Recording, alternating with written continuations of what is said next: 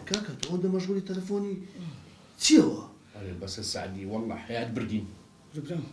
تساوكم رشيد مشكلة شيء نازل ومشكلة حل بحلنا بمشكلة ناخو أنا لسبيلاتي كازكري جرين كذا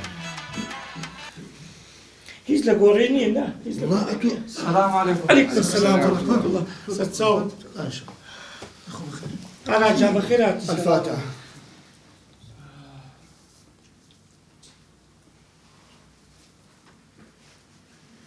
عافيك دي الشهر. خيرات يا أخي أنا جاب زميل جنازة بابتكو خاب زاد عيبيني. يا ربي بعيبي عيب بي أنا كاكا أتو خيرها قرعة ديسان والله يا موزة رشيد مشكلة شان توجدوا كلهم باسكتي دس بخوالي بزا مشكلة كانت سي بس كل أتو أوندي لأخواري أخوان لسريني دانشا كل تساوكم أوش كاكا وكبرى أنا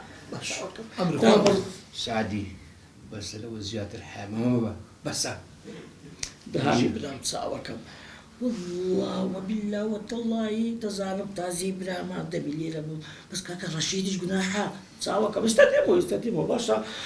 زور وباشا سلام له جنازة بابت بكا باشا سلام له زوروا كاكا أو بتماني تسيدري بتماني اللي تازي بلا دانشي اللي تبي بني سعدي أنت يبقي سنستغل الزعوامة باركو تاسري هناك يعني صرت انا من تيك دعوه دانية تعزيه يا تلفونا. كيف كاك سعدية كاك ابو امريكا بينا ابو خاطري اخواه شو صدق لا فتك اللي كدوا بابا اللي ما كردوا كاك صادق يعني قرن بس هو بيجنا اي ويدي كاكا بيجن بونو عيني ما دقيتيوا ها ولاي هوا زي اسمها بسراتيا صالحي بدامر صالح خو عفويك بو كاك سعدي ترمكي ابن بو دبي ديارة كل وتشي راضي بيري وانا زاني صعبت لقدكم كل عزيزكم تازه مرتازه سبحان الله والله كاك سعدي يعني او نفرتو في ولد كردوها ترسموكم مسألة لا هنارك الله اسم بو دبي دي بولايما اين ما اشتكي وابي كل بتمام بس ما دبي بس حد يستا تلفون ياكل بتاع كاكا صالح براد مجديا تعزيل يا ربو كان جاري بريان ما ندار دوای تو خسارة چیه تسعيل عقب ستو هيا تشد سر هيا كاكا سرپرشتي تعزيه كاكم دعاي خلق سين بيلا باني دباني كل بيجان جنب قربانتهم كل اي هوارتني بس برو لاي موي او امن استادم بقربانتهم نكيبي مالي ما ها بيجان بترشيدي هسه كاك تبر اخو حافظي بروح والله بلان بتوخي سدي منه بلا كاك سعدي باشا وبيجان كتيجيشت بس تيبقى ما تقول تشندري لا لا دكان بخوا حكي هاتوا وعليه صالحي بلا سعدي مردوا لا في تبا درابك وابوها كلتو زور عنتيكي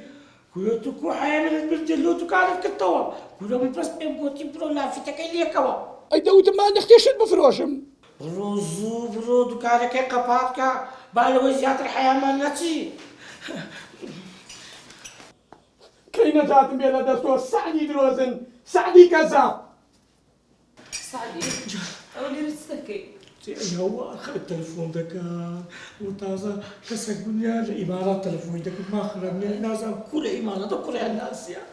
جرب كاكا صلاة خواني مش تتابع حاضر كده